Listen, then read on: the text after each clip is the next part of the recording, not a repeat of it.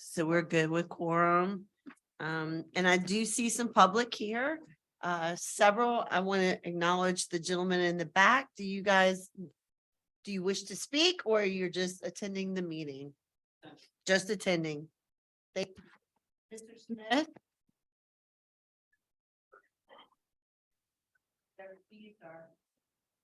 Thank you for the opportunity to address this. Basically, it's to all come and say thank you for the difference it's made. Let's switch it up. Sorry.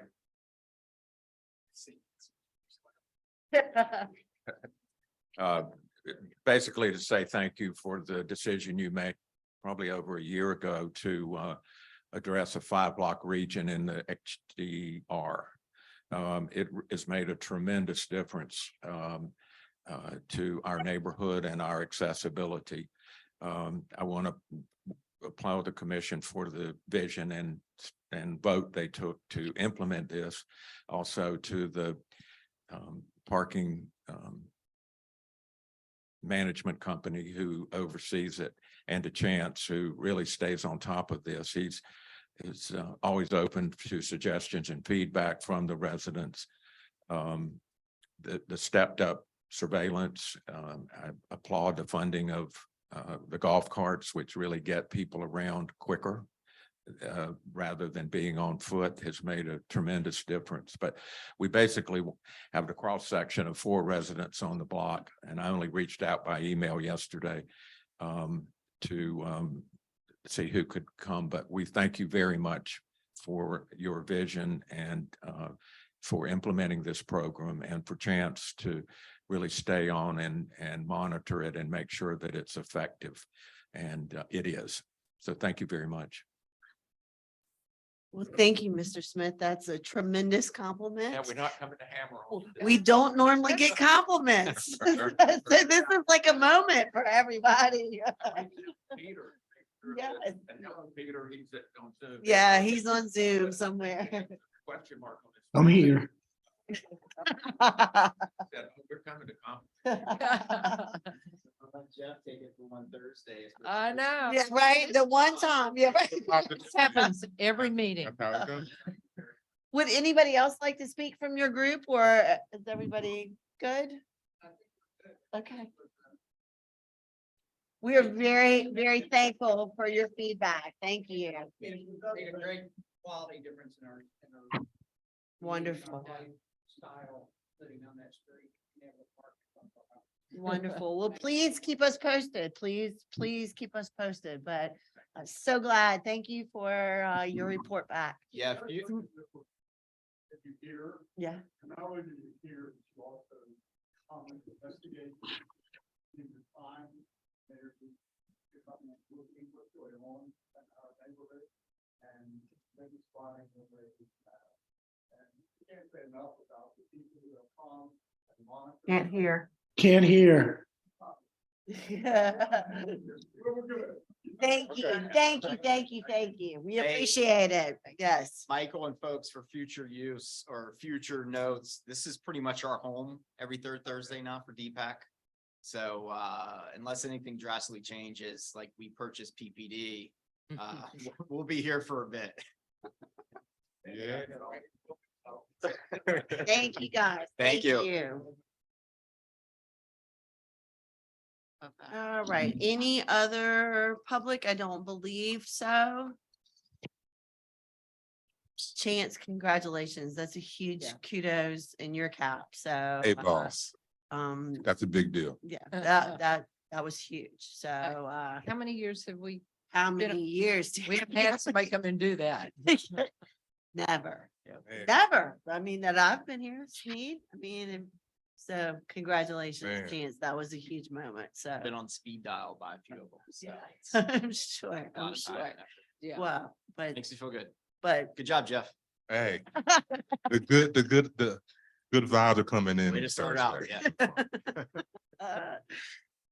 Okay, so no more public input, concerns? Hearing none, we'll move on to the approval of minutes. I do have a slight change in mine.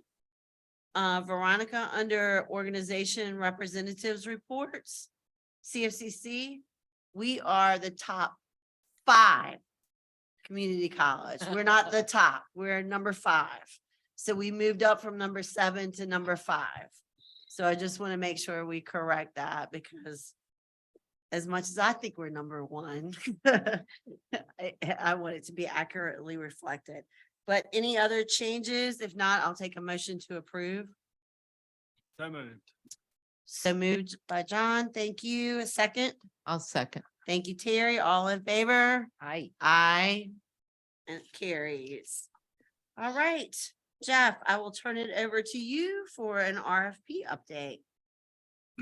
Thank you so much, Lynn. Hope I'm coming in clear for everybody. Trying to make sure my mouse works here.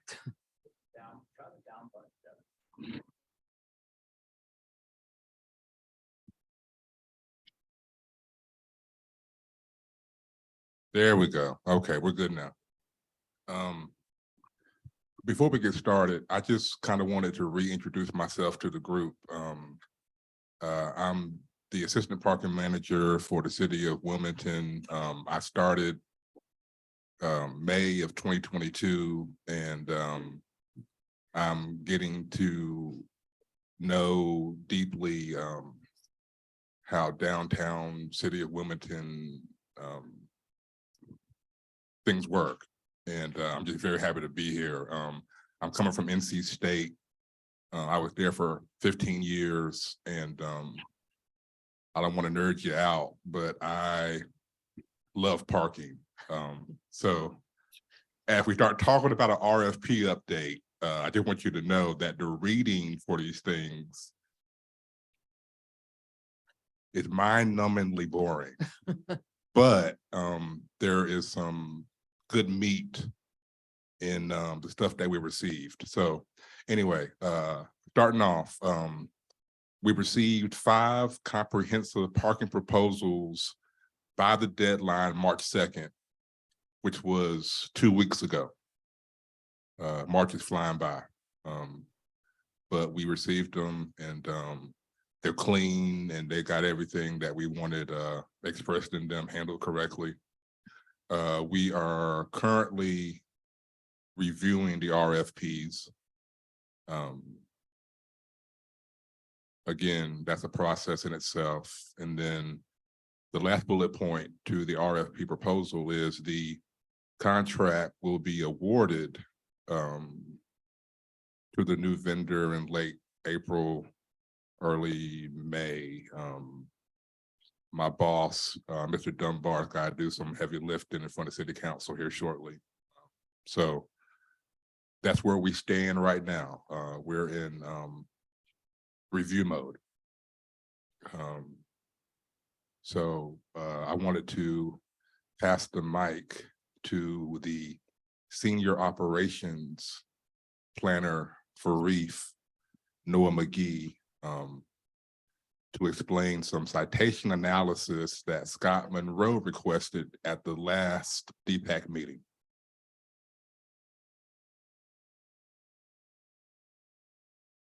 If it will transition. Hey, good morning, everybody.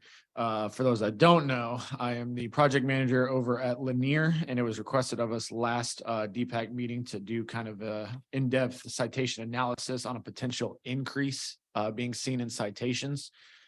So I went back and did both a contract lifespan as well as from fiscal year 21 up till now. From fiscal year 22 to now, we have seen a 39% increase in citations so far this year.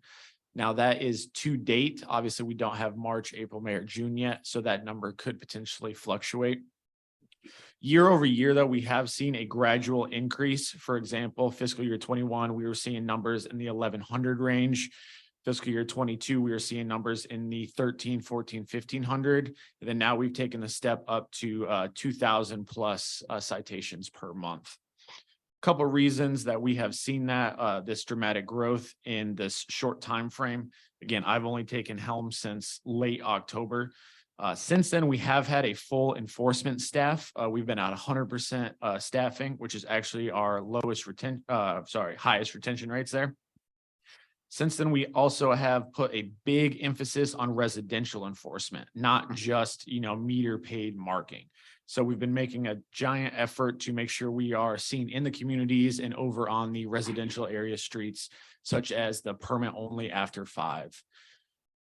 We've also seen, and I don't want to generalize this, but we've also seen a large return in business to all our downtown businesses. That obviously equates to more people being downtown and the possibility for more citations at that point. And then this is what I would call like a decade factor, something that will continue to grow in Wilmington. Wilmington is consistently in the top 10 of seaside communities and cities to move to, as well as I just read last night, it broke top 50 in all of America to move to. So with that being said, naturally, we're going to have more people visiting downtown, all the businesses, thus leading to more citations being issued at that point. And that's the in-depth citation analysis that I have for you. Any follow-up questions? Again, let's try again next month. Let's get a breakdown of that shows year versus, 23 versus 22. Give the board the advisory board understanding of what the citations are. Like, is it expired time? Is it they never paid to begin with? What is the top 3 reasons off the top of your head? Do you know? Expired meter, overtime lot, and residential. Perfect. And I would agree with all the high level comments you had there. And obviously with the decisions that the board made or the city council put in place with the residential areas, that's obviously going to drive just mere the 2nd Street is going to change everything with the number of citations. So that's an understanding. We just have to be sure that we are prepared. If we ever get an answers like what's going on, there's a huge increase in citations. We can't just have generalities. We need to understand what the reasons are. It would be good for us to know are people just not paying? And is it because they didn't understand the app, or the app was broken, or they just didn't use a meter to begin with, or it would be awesome to understand people just staying too long, or are they not paying at all? Understood. Thank you for the feedback. Hey, Noah, correct me if I'm wrong, but you guys track that monthly. That's already there. Yeah, we I know do. we get that in our reports. We've never reported it out, but it's good data to share. We can only drill down so much. So just, an overtime ticket in terms of how we do an overtime ticket for us, it's just a meter expired. We don't know if they actually tried to pay, they didn't pay. You can, if someone appeals, you can drill down and track that payment. We just don't. It would be a very, very, very cumbersome process to track the whys of everything. Yeah, we do have that broken down by citation. So whether it's like fire hydrant, expired meter, et cetera. So I can get that for us next month. Does IPS's system communicate with sync on license plate with pay by phone? I do have a question. In one of the new blocks on North 4th, business owner called and said she had paid for the meter and went back and extended it. And she was ticketed for overtime that they had either chalked her tire. And I said, I don't think I've ever seen anybody chalk a tire. No. We know it says 2-hour max, but historically, we've always said if you want to stay, continue to pay. Mhm. Are we ticketing people for doing that?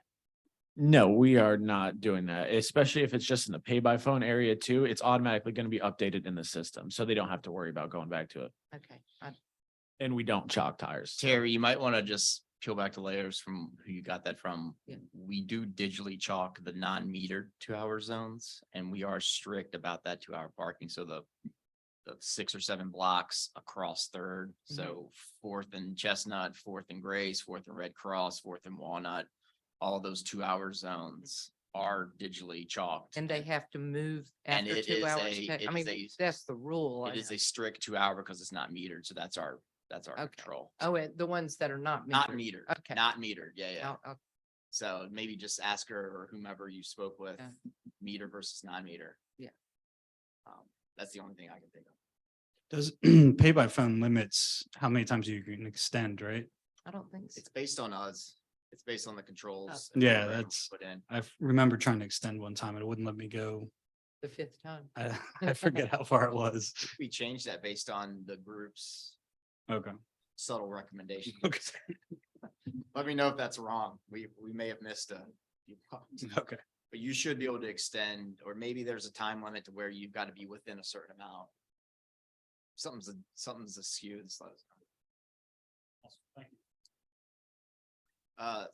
Yeah. One that Noah didn't mention too is something I've never seen in such volume except for down here in my parking history is the parking against the flow of traffic.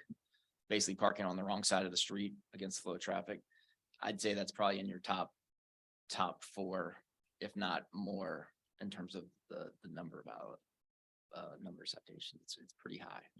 I don't Are think a lot of tickets people know issued that. for parking in the wrong direction? Yes. Yes, sir. I see a lot. It's, yes, sir. Yeah. And we even did some research on that a few years ago, and it's when you look in the DMV handbook, when you get your license or renew your license or get your license for the first time, the number one note and rule they put in there about parking in the state DMV handbook is always park with the flow of traffic. So we downloaded that, scanned it, and we have it at our fingertips if we ever need to send it out, because we get a lot of questions about that. Or used to get a lot of questions about it.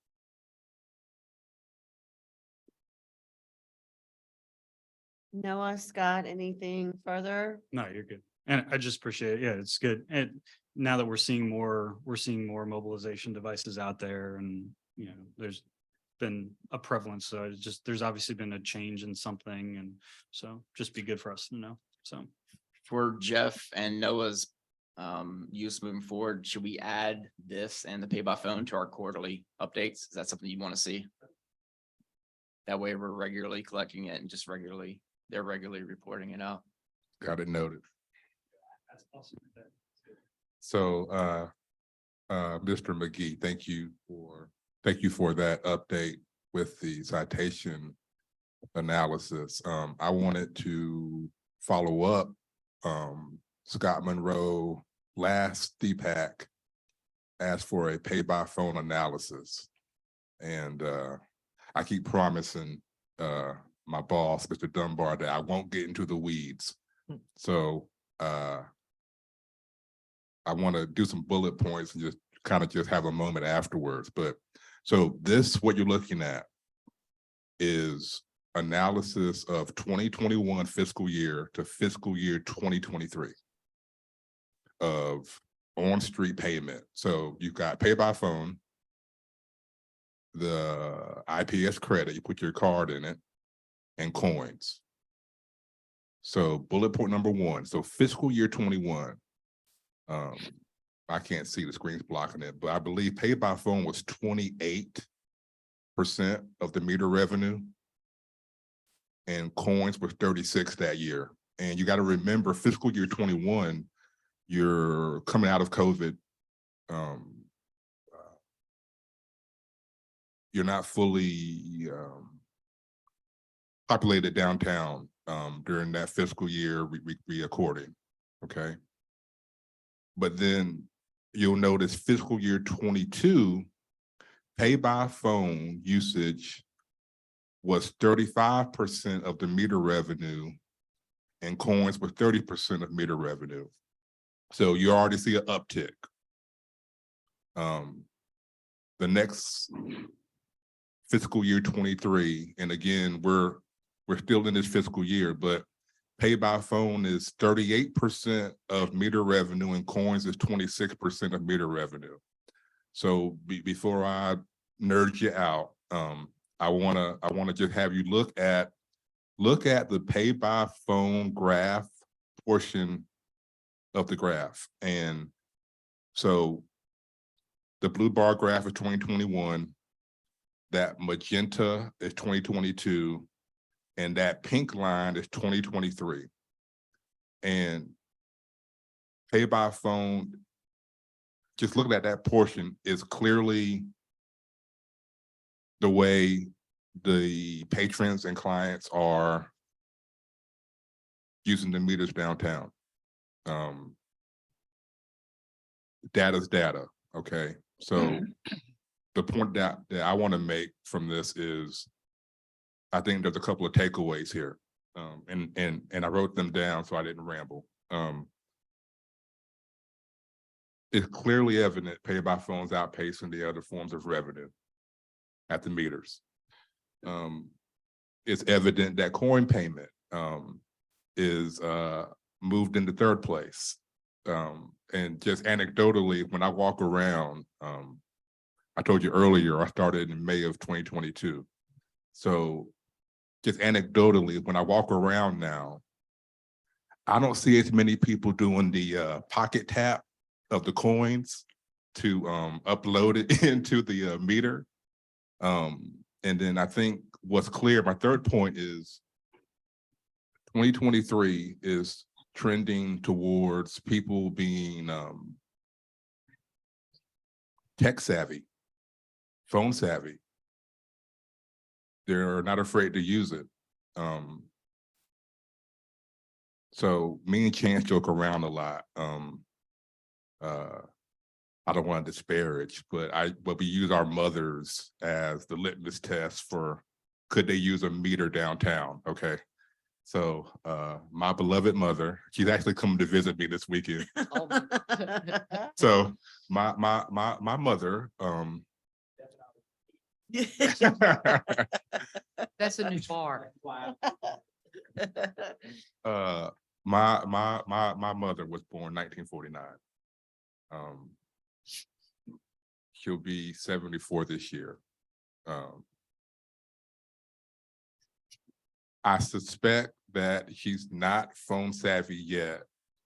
So is downtown ready for this technological jump?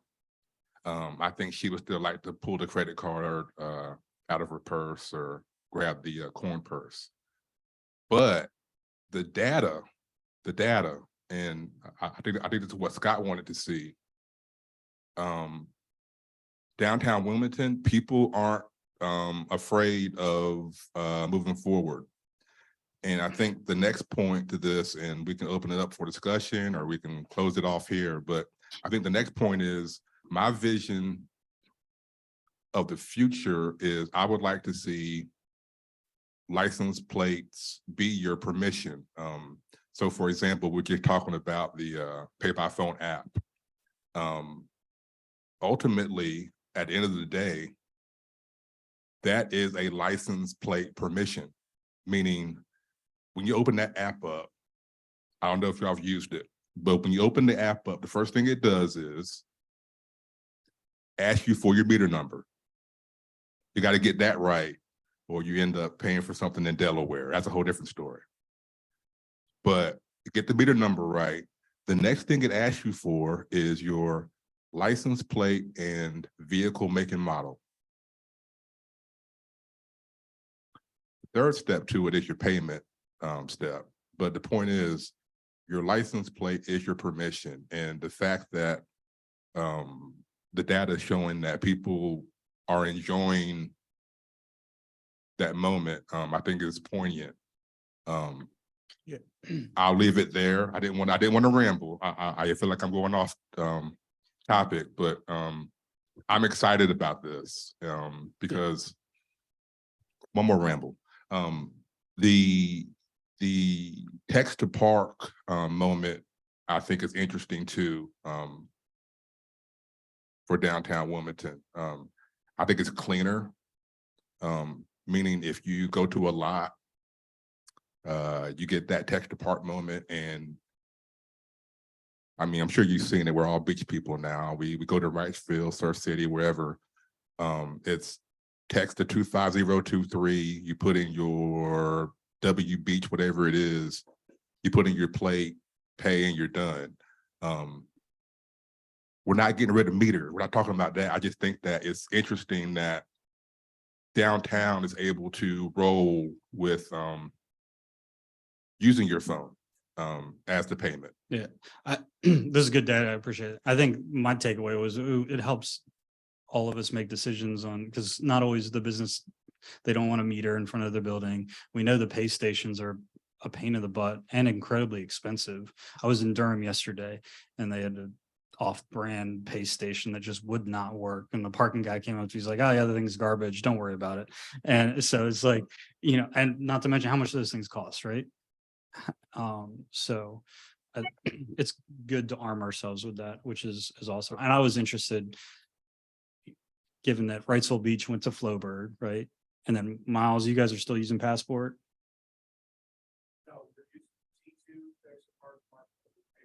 You have them all now? Got 'em Okay, that's all. awesome. Okay. Yeah, my concern was that, you know, with the beaches going to Flowbird and us being at pay by phone and you know, that's awesome that you guys went to the other, because there's everybody was a little bit different there. So you had to have your Passport app, you had to have your pay by phone app, you had to have Flowbird if you went to the beach.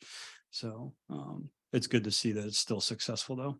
I think Riceville had a glitch with theirs too. We were at a fundraiser and Margaret Haynes pulled up in front of me and parked, couldn't figure it out. I said, listen, I'll pay for yours too. I pay for mine and 2 other people.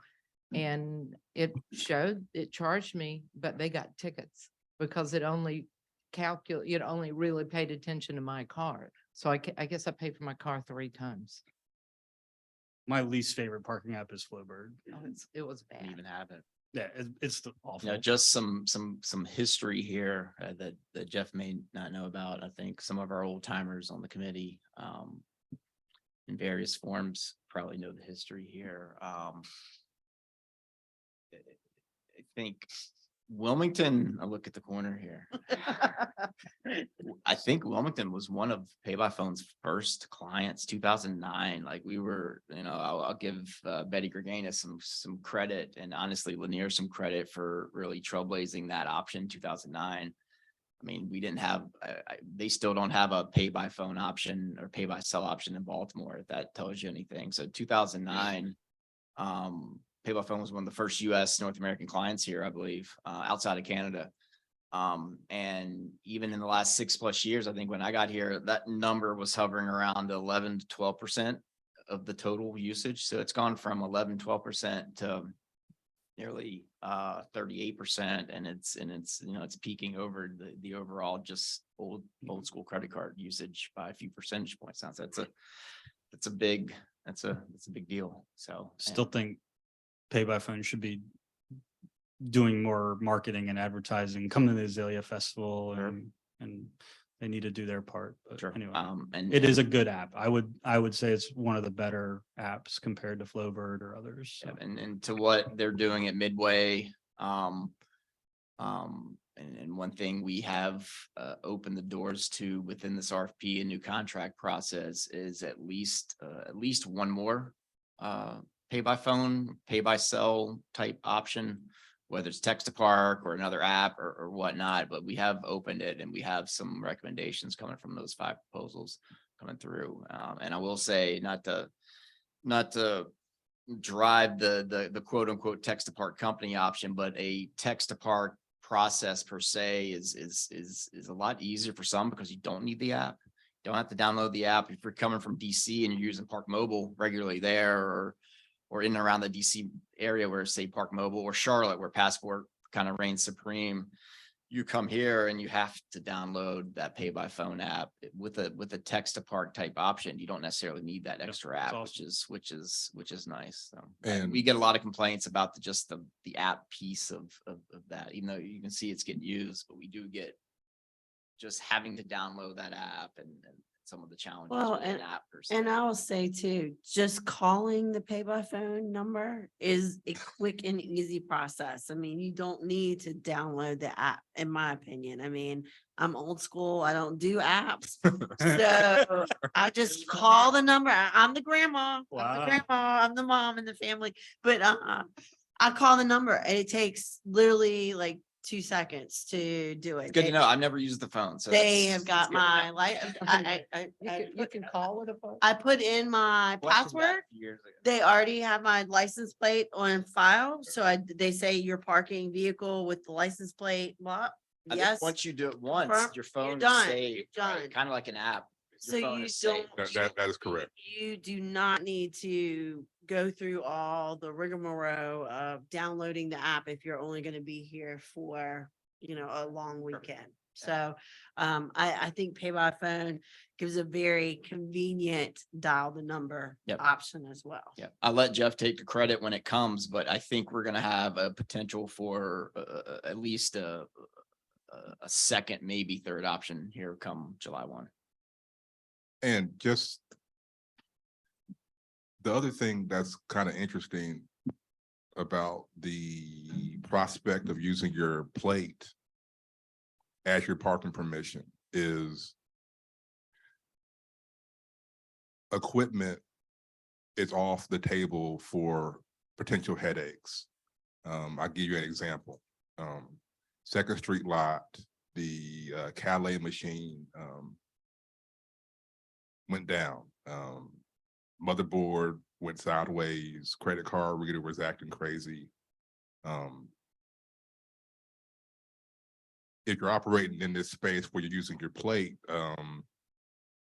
grab your phone, put in your plate, pay, you're done. Also, there's a argument for going gateless at these decks. I can't tell you how many times you got gates hitting cars, or the gate won't open up, or the credit card reader goes sideways. It opens up an interesting avenue of life being less painless. So that's the other caveat to this pay by phone analysis. I will tell you, there's been I only have 11 employees. And my accountant every month, you can hear her cussing in the accounting office. Because here's $1.32. There can be 40, 50 individual charges on the pay by phone. I don't know if any of those offer any kind of a corporate account that could be used by the I'm not employees sure. for the statement. Okay, yeah.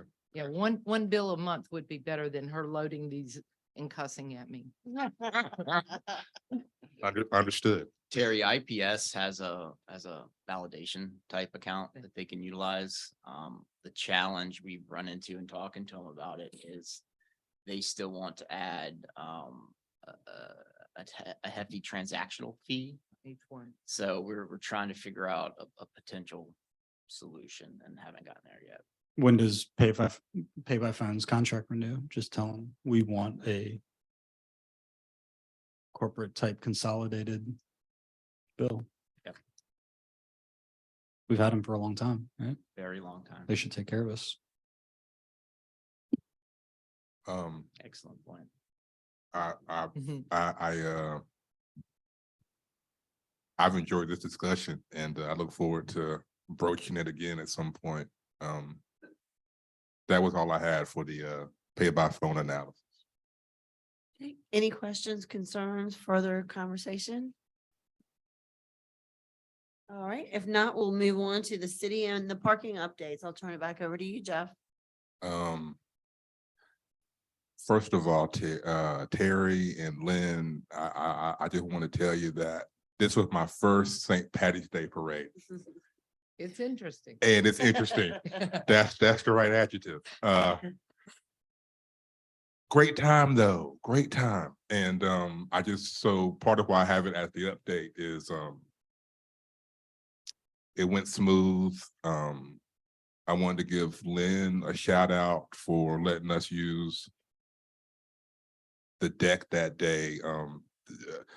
That parade Saturday had a unique convergence of events. So we had the St. Patty's Day parade. There was beer, bourbon, and barbecue at Live Oak. The Cape Fear Community College had a basketball tournament at the Schwartz Center. There was 2 events at the convention center. Anyway, so Friday night, I'm freaking out. I got my manager hat on and I'm losing sleep about how are all these people gonna make it down here and it goes smoothly. And it went great. I just took a couple of snapshots of the moments there. I wanted to give Noah's team some props. They were on top of ingress and egress out of Second Street deck and Market Street deck. And again, Lynn, thank you for your help. So St. Patty's Day went great. The next update I have for you is the Second Street deck rehab project. Stairs on the west side are nearing completion. I keep pausing because me and Chance were laughing yesterday. He was like, when you talk with everybody, tell them it might, with air quotes, it might open up next week. Sorry, it wasn't might, it was possibly. So fingers crossed. And just anecdotally, so I started here in May of 2022. I don't believe I've used these stairs yet. So selfishly, I'm excited to test them out. And they are supposed to go live possibly next week. So if the committee remembers, I don't think it was the last month, maybe January, I showed a photo of nothing in the stairway, I think. Yes. And I got some odd looks, so I figured at least some progress points of stairs in the stairway. This was a good positive. They finally got the engineering, the revisions from the adjustments they made on site approved. So that leaves kind of a small one-step riser that they're putting in this week on the bottom level, which is new. And really just painting and cleanup, and that's really it. So we're close. And those stairs have been closed now for probably 2 years due to safety reasons. And for those of you that, I think Terry may have been one of the first people that brought it to my attention after a kind of an odd winter weather period here where there were some holes in those stairwells or holes in the footings.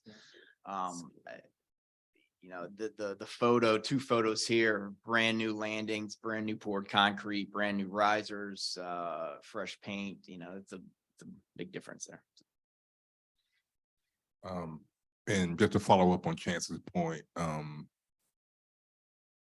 after this completes, they will begin work on the east stairwell of that deck by the elevator side.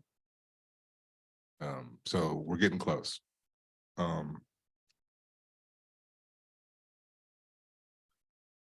My last update for you is, as you can tell from the photos, Southern Lighting came out. Today's Thursday. They came out Tuesday, and they installed 2 new bollards at the Market Street deck entrance. We want to get rid of the planters. And in my opinion, I think it just looks cleaner with the bollards there. And those bollards fold down in case you have to have some kind of access. And side note, if y'all know anybody that needs planters, we have 2 that can be transported to your location. Anyway, I'm very excited about that.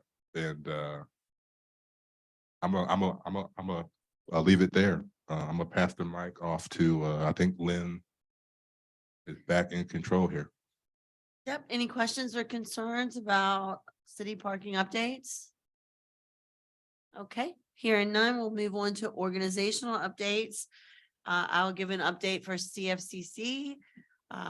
We are continuing our spring semester in full force. We are supporting a lot of events downtown, like the St. Patty's Day Parade, Azalea Festival, that sort of thing. We're getting prepared for Live Oak Nation to gear back up this summer. I just want to say congratulations again to Chance. That was a huge moment here to have people come back and thank you for the work that you've done. So I just want to personally commend you again because that was a lot of work by the city. We sit here every now and then. All the work goes back to you. So congratulations. I've sat on this committee for I don't know how many years, and I probably don't even want to think about how many years. To my memory recollection, we've never had anybody come back and say good, bad, or ugly about how our changes impacted their area. So to have an entire group come in and compliment you speaks volumes. So great job. Exactly. When they come back and complain a year later. I think that's it for CFCC, CVB. I've got nothing to report at this time. Nothing, Nothing. Mr. Sneed. DBA, Well, I think we're coasting. We're doing okay. Things are gonna start revving up without outdoor events on the street. St. Patty's Day was one of the sponsored events and I like a St. Patty's week that we're having. But we're good. okay, thank you. New Hanover County. Yeah. Same, nothing really to report. I was gonna read, a report that First Sergeant Dean Olinger shared with me because he wasn't able to attend today. It's just some bullet points. The sheriff's office has been providing foot patrols throughout the parking deck to accomplish goals and build working relationships with all citizens and provide a highly visible, community-oriented patrol throughout the deck to deter criminal activity, being increased visibility enforcement in those areas. Sergeant Olinger and I met with our IT department to address cameras being relocated, updated, especially in blind spots. We also met with facilities management regarding replacing exterior and interior lighting from soft yellow bulbs to LED lighting. And as of March 6th, they're still in the process of completing the purchase order to replace the lighting. And that's just per our superintendent with facilities. He gave February 23rd to February 28th, the sheriff's office has completed over 70 foot patrols at the parking deck and have pushed deputies to be proactive, fair, and consistent in enforcing the amended ordinance and to build a rapport and show respect even while enforcing those laws and ordinances. And the last bullet point was the deputies have distributed approximately 40 to 50 street sheets and community resource packets so that those would be handed out to and distributed to individuals and street transients as it relates to community resources, information, and assistance. And that was all that he wanted to report. Wonderful, thank you.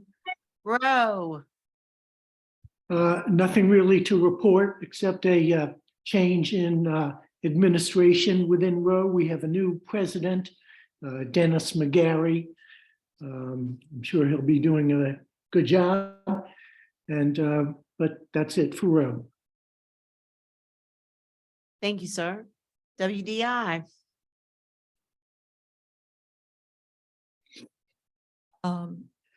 So the MSD is working on updating its strategies and towards the ambassadors program and our street outreach program ahead of the spring and summer tourist season.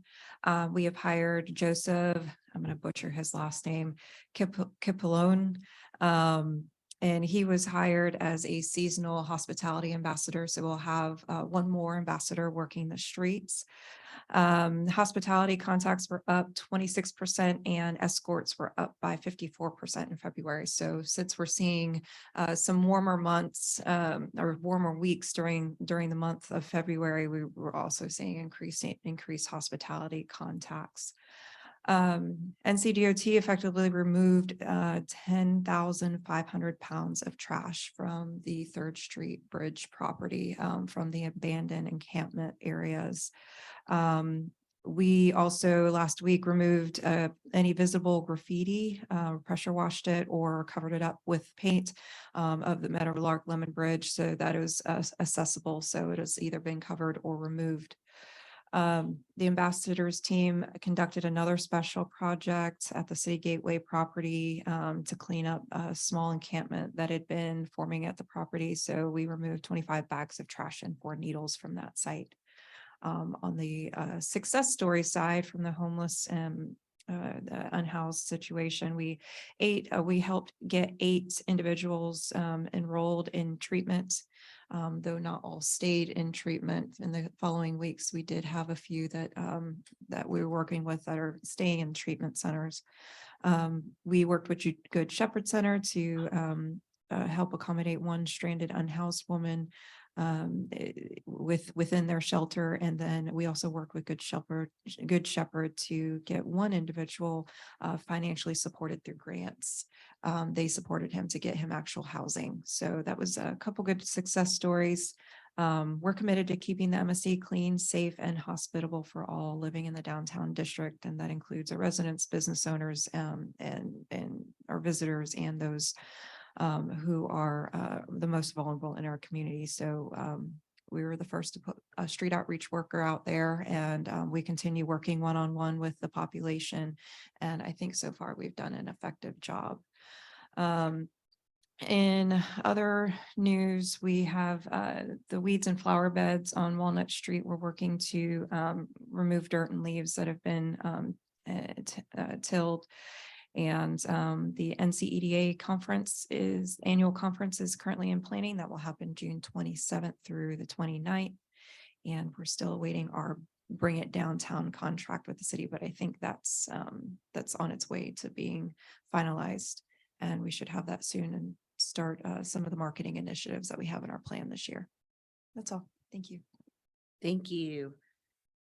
Just to follow up for CFCC's behalf, thank you for cleaning up underneath the bridge. I think we still have a few that like to call that area home regardless, but we have seen you guys out there pressure washing, and it really does make a difference with the aesthetics of the whole area, the smells, everything.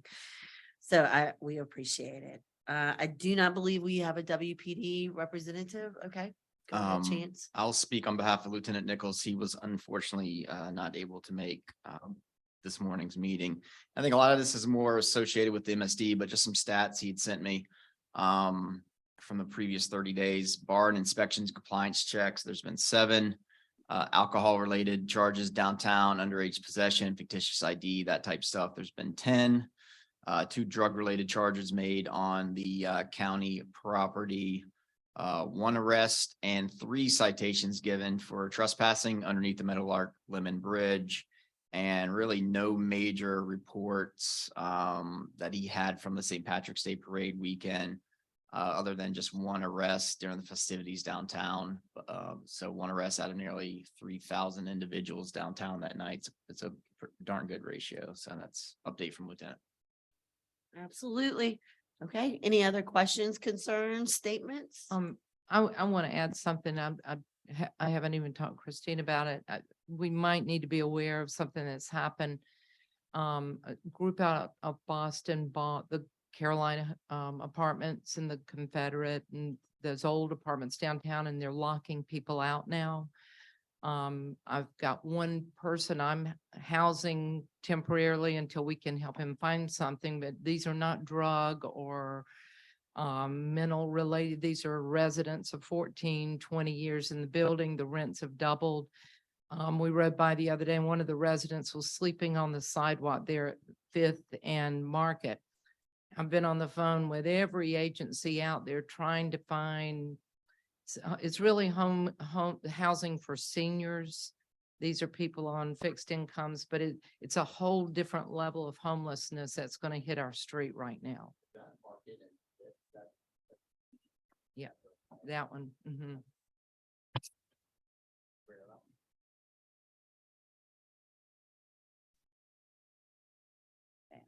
Thank you for bringing that to our attention, because that will be something we need to keep on the radar for sure.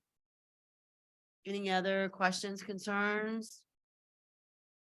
If not, I will take a motion to adjourn.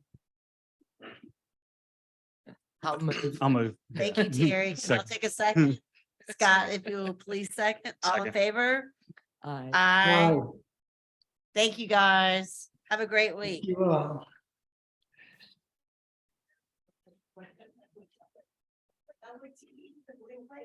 Bye, everyone.